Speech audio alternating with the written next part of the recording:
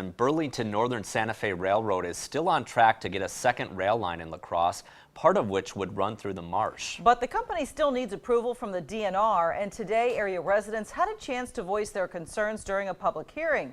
News 8's Brittany Schmidt now joins us live with more. Mike and Martha, the city of La Crosse has already agreed to a $4 million deal with BNSF. But to move forward with plans, the railway company now needs a permit of approval from the Wisconsin DNR, something many residents hope doesn't happen without a closer look at how it could impact the marsh. One by one, people patiently waited for their name to be called. Next we'll have Colin Belby, So they could join in the conversation about a second rail line in La Crosse. That would run along the west side of the existing tracks through Forest Hills Golf Course and the marsh.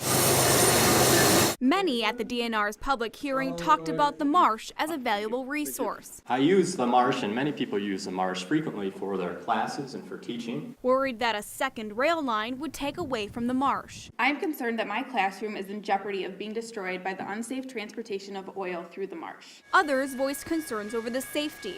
Former firefighter and current city council member Fran Fermonic says the disaster training isn't enough. well, let me tell you something. If something happens out there and there's an explosion, that response team is never going to be here in time. That is why many asked for the DNR to conduct an environmental impact statement to take a closer look. I would also ask for extensive study on the wetlands here. On the other side, there was one person who talked in favor of the project, a railroad worker. Our union fully supports the second main line. Hauser says when it comes down to safety, a second rail line will actually help. More issues happen when we change from 2 main lines to 1 main line. But he agrees with the opposition on upgrading the oil tank cars and reducing the volatility of the crude oil. We're here.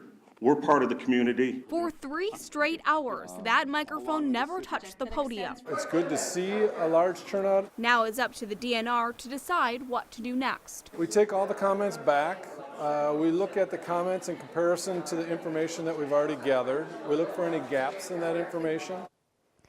If you weren't able to make it to the public hearing and would like to voice your opinion about the second rail line in La Crosse, you can still send an email or letter to Carrie Olson at either address on your screen. They will be accepting these until January 17th. All right, thanks a lot, Brittany. If the Wisconsin DNR approves the permit for the second rail line, BNSF will still need to get other permits from multiple organizations, including the Army Corps of Engineers and the Ho-Chunk Nation.